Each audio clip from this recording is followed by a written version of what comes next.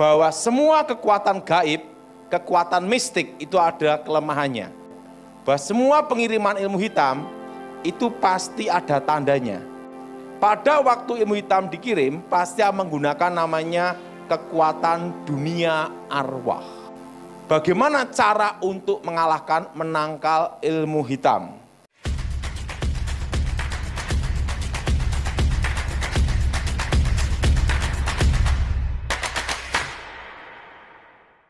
Salam saudara, terima kasih ya sudah mengikuti channel Abdi Allah dengan setia. Pada kesempatan ini kita akan mendengarkan kesaksian Evangelis Daud Tony. Jika saudara ingin ikut Zoom bersama Evangelis Daud Tony, dapat mengikuti admin kami. Kontak dan keterangan ada di deskripsi video. Selamat menyaksikan. Bahwa semua kekuatan gaib, kekuatan mistik itu ada kelemahannya. Artinya gaib itu adalah suatu yang rahasia. Jadi disebut alam gaib itu namanya alam rahasia. Ya, artinya gaib itu tidak terlihat. Artinya gaib itu adalah misterius. Artinya gaib itu adalah tersembunyi. Nah, itu artinya gaib. Nah, saudara, setelah saya mempelajari berbagai kekuatan mistik, secara otomatis itu tahu rahasia kelemahannya. Bahwa semua pengiriman ilmu hitam itu pasti ada tandanya. Dari tujuan pengirim apa itu tahu pada waktu ada tandanya. Misalnya contohnya seperti ledakan di atap rumah. Duar, kerutuk-kerutuk. Tapi tidak ada benda yang ada, tapi seperti benda jatuh yang keras. Itu adalah pasti jenis ilmu santet, ilmu untuk membunuh atau bikin orang jatuh sakit parah. Nah, kalau bunyinya seperti pasir menyebar, dep, sekitar jendela dan pintu, itu adalah jenis ilmu hitam untuk namanya itu mateni sandang pangan, mateni rezeki, itu namanya tutup bumi sapitu. Nah, itu jenis-jenis tanah kuburan. Tetapi kalau sering di depan pintu itu, sering ada namanya itu pasir terus atau tanah. Setelah itu dibersihin, besok muncul lagi. Bersihin, besok muncul lagi. Itu jenis untuk bikin bangkrut orang. Kalau jenis nutup sandang pangan, mateni rezeki, itu biasanya, ini biasanya saudara, itu ada bau busuk menyengat. Bereng lewat di pintu utama. Kalau bau menetap itu bau got. Harus dibedain. Kalau baunya wangi kayak melati atau kembang kantil. Bereng lewat kayak daun pandan. Pada waktu malam Jumat kira-kira jam 12 malam. Bereng harum banget. Setelah itu hilang mendadak. Itu jenis ilmu guna-guna. Ilmu pelet, itu jenis jaran goyang, semar mesem, atau ilmu kedip-kedip, pasang susu. Jadi dari manifestasinya itu bisa ketahuan tujuan-tujuan yang dikirim itu untuk apa. Jelas? Semua kekuatan mistik, kekuatan roh, itu pasti bekerjanya masuk ke alam bawah sadar. Karena alam sadar manusia 20%, alam bawah sadar itu 80%. Makanya ada memori-memori kita zaman dahulu bisa teringat kembali. Nah, semua kekuatan mistik, kekuatan roh itu bermain di alam bawah sadar dan masuk melalui pintu yaitu sugesti. Iman dan sugesti itu beda. Iman adalah suatu keyakinan yang pasti benar. Sugesti adalah keyakinan yang belum tentu benar. Bagaimana cara untuk mengalahkan, menangkal ilmu hitam? Pada waktu ilmu hitam dikirim, pasti menggunakan namanya kekuatan dunia arwah. Ingat itu, kekuatan saudara? Nah, yang pertama, jangan meyakini, ini semua, jangan meyakini, mempercayai mimpi yang berhubungan dengan arwah orang mati yang menentukan nasib, takdir, kematian. Pada waktu ilmu gaib dikirim, itu akan menyamar menjadi orang yang terdekat yang sudah mati. Contohnya jadi ayahnya, daripada kamu susah di sini, ikut saya lebih bahagia.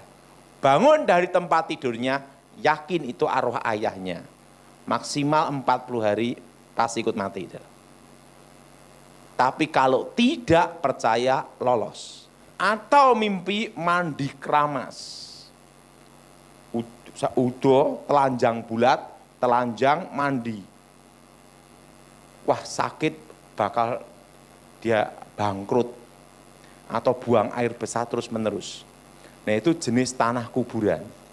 Kalau mimpi itu diyakini sebagai lambang tanda, maka kekuatan gaib itu baru bisa bekerja. Karena harus ada namanya sugesti. Tetapi kalau tidak percaya, lolos.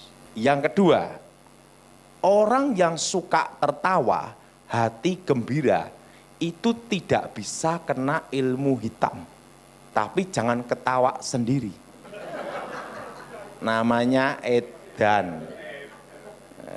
Hati yang gembira, Alkitab berkata, adalah obat. Jelas? Karena semua kekuatan mistik, kekuatan roh, itu bekerja bila ada suatu ikatan. Nah, contohnya apa? Yaitu dosa yang mengikat. Apa dosa mengikat? Akar pahit, kecewa, dendam. Makanya kalau hatinya gembira, suka tertawa, tidak ada kekecewaan, tidak ada dendam. Sehebat dukun apapun, tidak bisa kena. Yang ketiga, orang yang takut setan, pasti ketemu setan. Orang yang takut setan ketemu apa? Nah, ngomong sama sebelahnya, kamu bukan setan. Tapi kalau orang yang berani sama setan, dia tidak ketemu setan. Kenapa? Semua penampakan ilmu gaib kekuatan mistik itu mengambil sisi negatif, namanya energi negatif. Ketakutan manusia untuk diubah menjadi kekuatan menghantam, kekuatan menyerang, benteng pertahanan. Makanya orang punya ilmu kebal, kalau yang nembak takut semakin kebal. Tapi kalau yang nembak tidak percaya, dor, tembus. Makanya dukun-dukun zaman dulu banyak ketembak londo mati. Kenapa? Londone ora percaya, tidak percaya. Berapa dukun yang mati sama Belanda? Banyak, tidak percaya. Nah, jadi harus dibedakan di sini. Semua kekuatan gaib mengambil sisi energi negatif untuk diubah jadi benteng pertahanan, kekuatan menyerang atau masuk ke alam bawah sadar. Nah, zaman Belanda itu namanya ada antek company. Antek company itu orang-orang yang berkhianat, yang berpihak kepada Belanda. Nah, mereka percaya hal gaib, mistik, kekuatan mistik gaib. Nah, pada waktu orang punya ilmu kebal, ditembak mereka, dor, dor, dor, tidak mempan. Kenapa tidak mempan? Karena dari energi negatif mereka diubah menjadi benteng pertahanan. Energi negatif itu termasuk kemarahan. Apa saudara?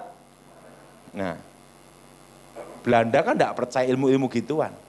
Tembak jedor ya mati. Makanya zaman dulu banyak tokoh-tokoh dukun-dukun hebat mati ditembak londo. Makanya Belanda itu bertahan 350 tahun. Kenapa? Karena tidak percaya. Terus perhatiin, pusoko-pusoko, jimat macam-macam yang dipuja-puja. Kalau ngelangkai pusoko bisa muntah darah, delak-delak, stroke. Belanda tidak percaya gitu-gituan. Sama Belanda disita. Dibawa ke negara Belanda, dibanting-banting. Untuk mainan, betul? Kenapa Belanda tidak kena tuah yoni kekuatan pusaka? Karena Londonnya tidak percaya. Semua kekuatan gaib kelemahannya adalah pada waktu, ini semua, pada waktu yang ada dianggap tidak ada. Jelas? Jelas? Jelas? Nah, orang kalau misalnya dipercaya di pinggir jalan sana, ada kepala terbang. Orang takut lewat situ. Dari energi negatifnya diubah jadi penglihatan. Makanya penampakan setan di seluruh dunia itu menggunakan mitos, budaya, kepercayaan setempat. Jelas? Nah, wujud setan asli sampai sekarang tidak berubah. Tetap malaikat kegelapan. Tetapi dalam penampakannya menggunakan mitos, budaya, kepercayaan setempat. Makanya setan Indonesia modelnya genderuwo kuntilanak, betul? Setan Eropa modelnya lain lagi. Macam-macam modelnya. Ada yang disebut manusia serigala, betul? Kalau di Indonesia harimau, karena tergantung legenda dan mitos. Jelas? Jelas? Nah, bagaimana supaya kita tidak terkena ilmu hitam? Jangan meyakini hal-hal yang berhubungan dengan hal gaib. Nah, yang keempat, orang pelit paling mudah kena ilmu hitam. Nah, sebelum saya bertobat, saya belajar ilmu namanya babi ngepet. Itu salah satu dari tingkatan ilmu.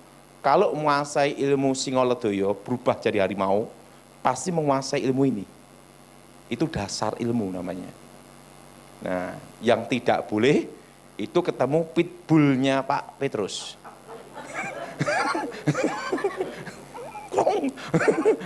Lawannya kan babi ya. Dan tidak boleh ketemu orang Manado. Nah, jadi dicari. Nah, jadi kalau baca mantra jadi babi, nanti ada selokan air, sedot, masuk. Nanti masuk, ada kain hitam, buka, keluar, cek, uang, perak, emas, semua ada. Itu namanya ilmu babi ngepet. Itu pakai tindir, tahu tindir? Minyak teplok itu loh. Kalau goyang-goyang bahaya, kalau gini aman. Nah, waktu menguasai ilmu itu, saya nyoba gini, guru, ini ilmu ini bisa dipakai semuanya, pokoknya ada selokan air pokoknya. Nah, akhirnya saya mikir gimana nyoba kalau ngerampok bank. Langsung, ada bank namanya BRI. Kalau saya itu kalau habis ngambil tak balikin lagi, karena tujuannya bukan mencuri, hanya untuk praktek.